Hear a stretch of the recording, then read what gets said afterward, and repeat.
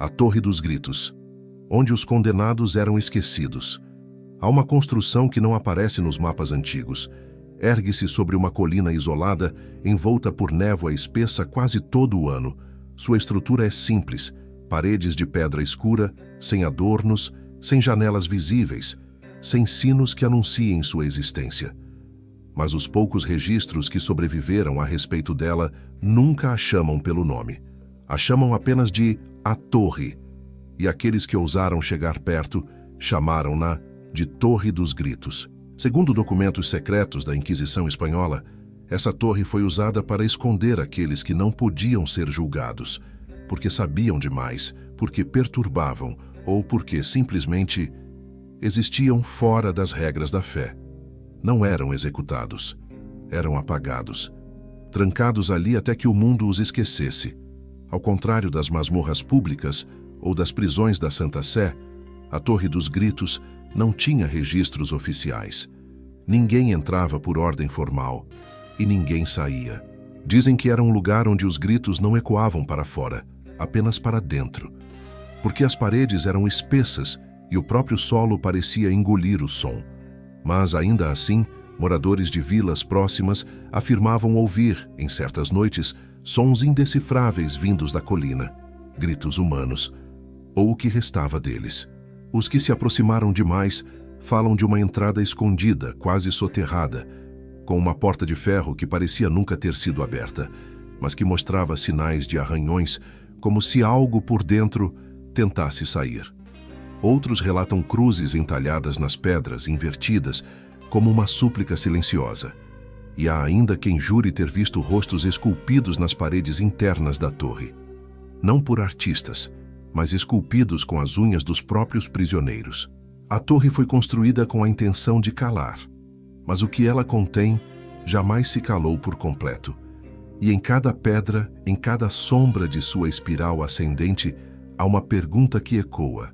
O que acontece quando a justiça deixa de ouvir e passa a esconder? Não havia guardas.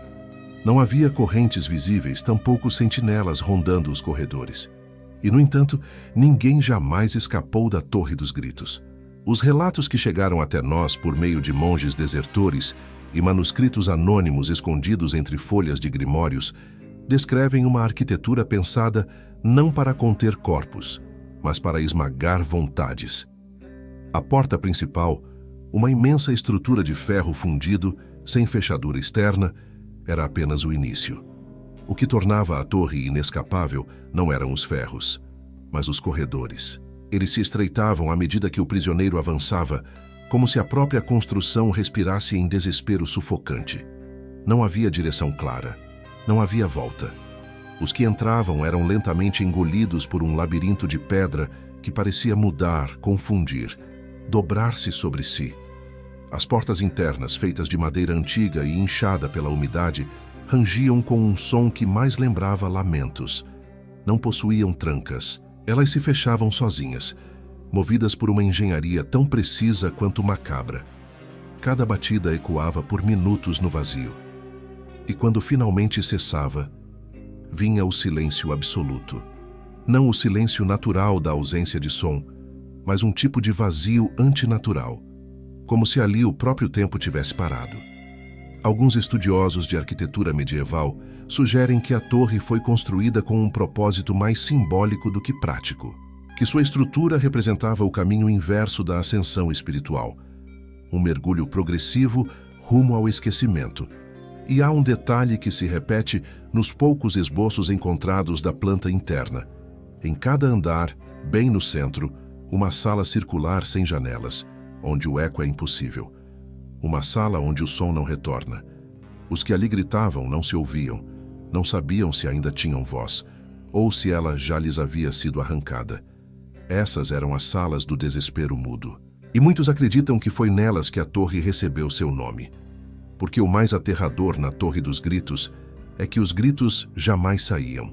No nível mais profundo da Torre dos Gritos, abaixo das salas onde o eco morria e a esperança apodrecia, havia algo ainda mais antigo, uma estrutura circular de pedra, escavada diretamente no ventre da terra, sem grades, sem cobertura, sem escadas. Apenas um abismo escuro e úmido, conhecido por um nome sussurrado com medo: o Poço. Os poucos relatos que o mencionam o chamam de Poço dos Sussurros, não por superstição, mas por experiência. Diziam que, ao se aproximar de sua borda, era possível ouvir vozes abafadas vindo do fundo, não gritos, sussurros, frases partidas, nomes esquecidos, confissões sem sentido. Aqueles que cuidavam da torre, monges silenciosos ou guardiões da escuridão, jogavam prisioneiros ali não como punição final, mas como apagamento ritual. Quem era lançado no poço deixava de existir. Não havia como subir, e o fundo ninguém jamais viu. Dizem que o poço foi escavado antes da torre ser construída, que era uma fenda natural, um resquício de alguma antiga prática pagã, talvez usada em sacrifícios anteriores ao cristianismo. Outros afirmam que ele foi cavado propositalmente como porta para o esquecimento. O chão ao redor do poço é coberto por símbolos gravados, alguns ilegíveis, outros ainda reconhecíveis como variações distorcidas de inscrições monásticas. Mas há uma frase que aparece repetida em diferentes pontos da borda, escrita em latim arcaico: Audiens non exit. Quem escuta, não sai. Arqueólogos modernos que investigaram ruínas associadas à torre relataram algo estranho. Microfones posicionados próximo ao local registraram ruídos inexplicáveis nas madrugadas, como respiração lenta, soluços espaçados, arranhões. Mas ao descerem equipamentos de gravação ao fundo do poço, os cabos retornaram rompidos, como se algo lá embaixo não quisesse ser gravado. O Poço dos Sussurros é mais do que um buraco. É um convite ao colapso da razão, um lugar onde a própria mente se curva e onde os sussurros que sobem podem não ser de quem caiu. Ao subir pelas escadas tortas da Torre dos Gritos, passava-se por corredores onde o tempo parecia suspenso, como se cada pedra ainda estivesse impregnada com os lamentos de séculos passados. E era nesses corredores que se encontravam as celas, pequenas, apertadas, quase indistintas umas das outras. Mas com um detalhe perturbador, nenhuma possuía identificação. Não havia números, não havia nomes, apenas portas de madeira envelhecida com pequenas aberturas quadradas pelas quais entrava uma lâmina mínima de luz. E dentro de cada cela, apenas pedra fria e ausência. Ausência de cama, ausência de voz, ausência de identidade. Essas eram as celas do esquecimento. Alguns manuscritos resgatados do Arquivo Eclesiástico de Toledo descrevem como os prisioneiros eram chamados não por nomes, mas por sons. Um estalar de dedos, um rolar de pedra. O objetivo era simples: aniquilar qualquer resquício de individualidade.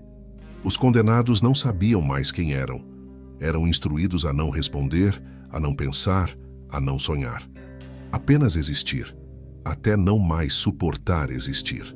As paredes dessas celas guardavam inscrições rabiscadas com unhas, sangue seco ou pedaços de ossos quebrados, símbolos desconexos, orações fragmentadas, desenhos de olhos, mãos, rostos distorcidos, marcas desesperadas de quem lutava contra o apagamento. Em algumas celas, arqueólogos encontraram ossos humanos com marcas de mordidas humanas, não por sadismo, mas por fome insuportável. Alguns dos condenados, esquecidos por semanas, foram deixados à própria sorte, enclausurados até que o instinto ultrapassasse a sanidade.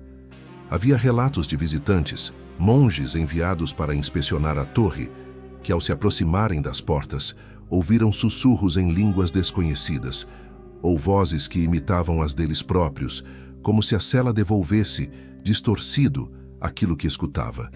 E o mais arrepiante, algumas portas, mesmo lacradas, batiam sozinhas durante a noite. 3 batidas, sempre 3, seguidas de um silêncio absoluto, como se algo lá dentro esperasse uma resposta. A Torre dos Gritos não queria apenas prender, ela queria apagar a alma, e em cada cela sem nome, há histórias que ninguém mais se lembra, exceto as próprias paredes. Em uma das câmaras seladas da Torre dos Gritos, Escondida por trás de um altar desativado, foi encontrado um objeto que jamais deveria ter sobrevivido ao tempo. Um livro de capa grossa, feito de couro escurecido, sem título na lombada. As páginas amareladas e frágeis continham apenas uma coisa: nomes. Mas o mais inquietante é que nenhum desses nomes aparece em registros civis, eclesiásticos ou históricos. Nenhum pertence a santos, pecadores, nobres ou camponeses. São nomes que não existem, ou pior, existiram e foram apagados. O livro, que ficou conhecido entre estudiosos do oculto como o Livro dos Inexistentes, traz mais de 300 páginas escritas à mão, com caligrafia irregular e traços quase rituais. A cada nome listado há uma data e um símbolo. Sempre 3 elementos: um nome esquecido, um dia em que desapareceu e uma marca enigmática, como se fosse uma assinatura oculta da torre. Alguns pesquisadores afirmam que essas marcas representam o método pelo qual o condenado foi levado ao esquecimento. Um círculo partido para os que enlouqueceram, uma cruz invertida riscada para os que pediram misericórdia, um olho fechado para os que morreram em silêncio absoluto. Mas há algo ainda mais sinistro. Nas últimas páginas do livro, a caligrafia muda, torna-se mais trêmula, quase como se escrita às pressas, e os nomes passam a ser repetidos, como se alguém, de dentro da torre, tentasse lembrar desesperadamente de quem já havia sido apagado. Em certo trecho há uma frase rabiscada entre as linhas, em latim: "Si non scribo, ego non sum." Se eu não escrevo, eu não sou. Estudiosos que manusearam o livro relataram sonhos estranhos nas noites seguintes. Sonhos em que vozes sussurravam seus próprios nomes e depois os apagavam. Silêncio. Esquecimento. Hoje, o Livro dos Inexistentes está trancado em uma abadia nos arredores de Coimbra, sob vigília constante. Mas dizem que algumas páginas foram arrancadas e que nelas há nomes ainda vivos. Talvez a torre não tenha apenas apagado os que existiram. Talvez ela ainda esteja escrevendo novos nomes. E talvez, neste exato momento, alguém esteja se esquecendo de quem é. Apesar de séculos de silêncio, a Torre dos Gritos nunca esteve completamente sozinha. Ao longo das eras, figuras misteriosas surgiam entre as árvores da colina, cobertas por longos mantos cinzentos, com capuzes que ocultavam seus rostos e mãos enluvadas que jamais tocavam diretamente em nada. Eram conhecidos apenas como os Homens de Capuz Cinzento. Eles não pertenciam à igreja, não respondiam a reis e tampouco falavam. Sua presença está documentada em relatos dispersos, confissões de monges, testemunhos de aldeões e cartas nunca enviadas, escritas às pressas e com traços de pavor. Esses homens surgiam sempre à noite, movendo-se em silêncio absoluto, mesmo quando caminhavam sobre folhas secas ou pedras soltas. Sua função era clara: levar os condenados até a torre. Não batiam à porta das casas, apenas observavam. E no dia seguinte, a pessoa escolhida simplesmente não estava mais lá. O mais estranho é que, em certos manuscritos, aparecem descrições da presença deles séculos antes e séculos depois dos registros conhecidos da torre. Ou seja, eles não envelheciam.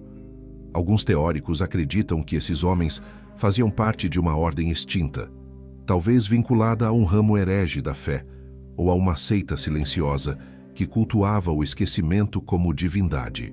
Outros afirmam que eram os próprios prisioneiros libertados pela torre, mas transformados, vazios, obedientes, incapazes de viver entre os vivos. Em 1913, um viajante francês registrou em seu diário o avistamento de 3 homens encapuzados próximos às ruínas da torre. Ele os seguiu por curiosidade e desapareceu 3 dias depois. O diário foi encontrado ao lado da entrada da torre, com apenas uma anotação escrita à mão, em letras tremidas.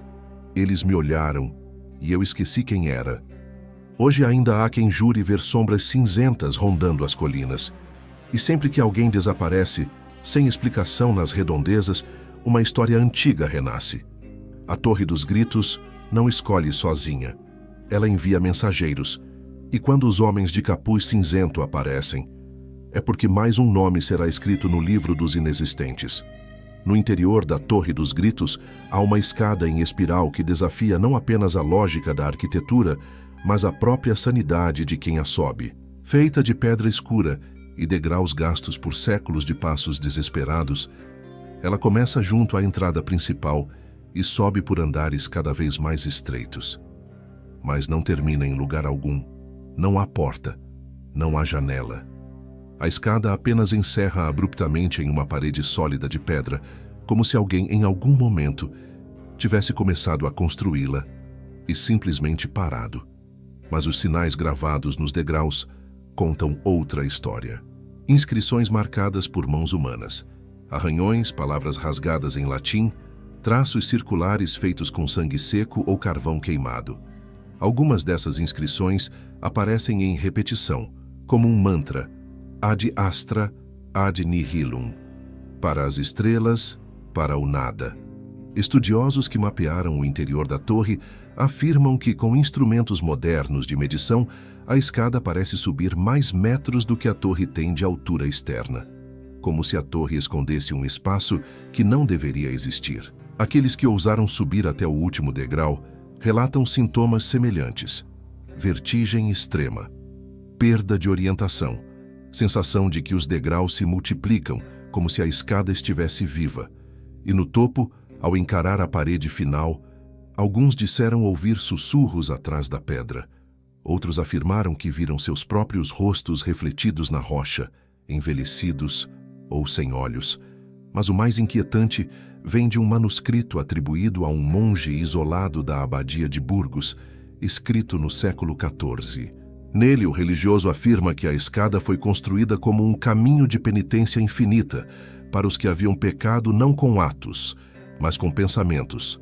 Subir era rezar, descer era cair em desgraça, e parar era desaparecer. Ao longo dos séculos, cadáveres ressecados foram encontrados em posição fetal sobre os degraus mais altos, como se tivessem morrido tentando alcançar algo que nunca chegaria.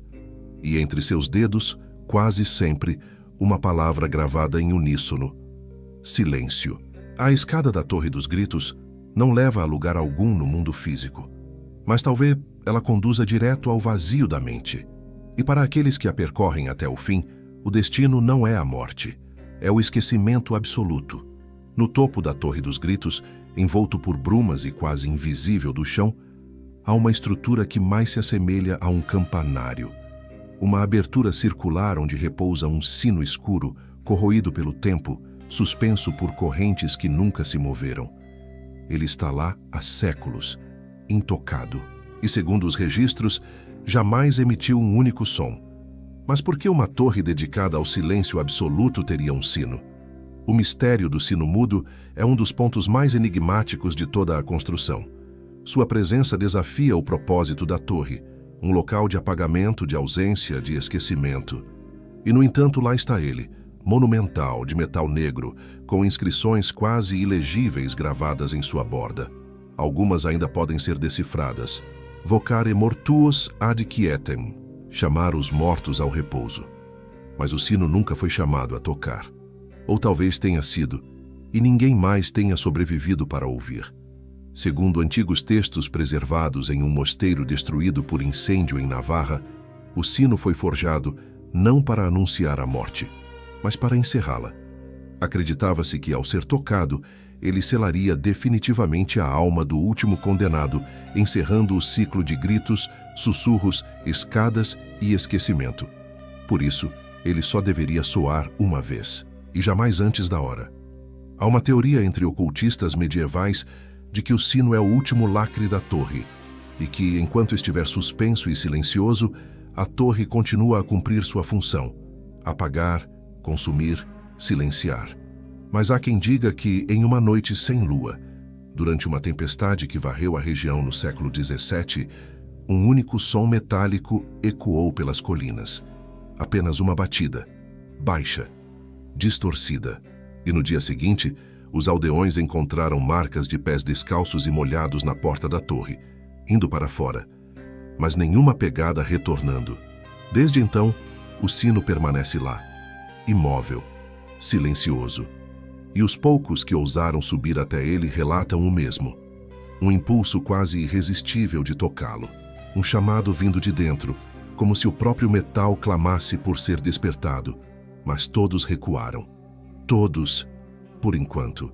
Porque se o sino tocar novamente, talvez não seja para anunciar o fim de um prisioneiro. Talvez seja para libertar o que nunca deveria sair. Entre os escombros de uma ala inferior da torre, oculta atrás de uma parede falsa e descoberta apenas após um desmoronamento parcial em 1924, foi encontrada uma caixa de madeira envolta em tecido podre. Dentro dela estavam cartas, muitas cartas, escritas à mão, em diferentes caligrafias, em diferentes línguas, algumas em latim, outras em francês arcaico, castelhano antigo, grego bizantino. Cartas de prisioneiros que em algum momento conseguiram papel, tinta e tempo suficiente para tentar existir além da pedra. Mas nenhuma foi enviada. Todas foram cuidadosamente dobradas e depositadas naquela caixa, como se alguém ou alguma coisa as tivesse recolhido em segredo. O conteúdo dessas cartas é devastador. Algumas são confissões de pecados que jamais foram julgados. Outras, declarações de amor a pessoas que provavelmente jamais souberam do destino de seus entes. Há também pedidos de clemência, súplicas por perdão, lamentos, gritos silenciosos transformados em palavras escritas. Mas o mais perturbador são as cartas que não são endereçadas a ninguém. Elas não têm destinatário, apenas mensagens soltas, como se o próprio prisioneiro já não lembrasse quem havia deixado para trás. Em uma dessas cartas em grego antigo, um trecho se destaca pela clareza e angústia. Se um dia esta carta for lida, diga a quem a encontrar, não se esqueça de mim, porque aqui até Deus parece ter fechado os olhos. Algumas cartas contêm desenhos perturbadores, olhos espalhados por toda a folha, mãos presas por fios, silhuetas encapuzadas cercando figuras humanas. E uma imagem recorrente, a torre desenhada de fora, com alguém tentando sair pela base. Estudiosos afirmam que muitos dos autores dessas cartas não constam no livro dos inexistentes, o que levanta uma pergunta incômoda. Eles foram esquecidos ou apagados de propósito? E o mais sombrio, algumas cartas estão assinadas com nomes que também aparecem em túmulos reais, de pessoas que nunca estiveram na torre. Ou é um erro inexplicável da história, ou alguém saiu, alguém voltou e viveu entre os vivos como se nunca tivesse desaparecido. Mas algo sempre denuncia esses rostos. Olhos fundos, silêncio constante e uma expressão ausente, como quem guarda no fundo da mente o som de gritos que jamais deveriam ser ouvidos novamente. A Torre dos Gritos é, hoje, apenas um esqueleto de pedra encardido pelo tempo. Suas paredes estão rachadas, o chão coberto por musgo, as portas enferrujadas e seladas pela poeira dos séculos. Mas quem se aproxima dela em silêncio absoluto, jura que há algo vivo. Não se trata de movimento, nem de som, mas de presença. Como se as pedras ainda soubessem o nome de cada prisioneiro. Como se os degraus lembrassem cada passo dado em desespero. Como se o ar, ali dentro, carregasse o último suspiro de quem foi esquecido. A torre não foi demolida, não foi santificada, não foi restaurada. Ela foi deixada ali, intacta, intocada. Como se quem a construiu soubesse que sua função ainda não foi cumprida por completo. E há rumores, velhos demais para serem lenda, recentes demais para serem ignorados, de que em noites específicas a porta se abre sozinha. Um ranger abafado, seguido de um vazio absoluto. Alguns afirmam que é o vento, outros dizem que é o próprio tempo, abrindo passagem para mais um esquecido, porque o mundo moderno mudou, mas a torre continua a mesma, e há muitos, ainda hoje, que desaparecem sem deixar rastros, sem julgamento, sem explicação, sem vestígios. Talvez você já tenha cruzado com alguém assim. Alguém que carrega o olhar ausente, o silêncio como resposta e uma sombra invisível sobre os ombros. Alguém que voltou, mas não por completo.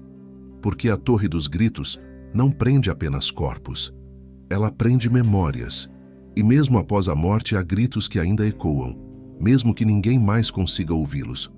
Ou talvez, só talvez, você esteja ouvindo agora e apenas tenha esquecido.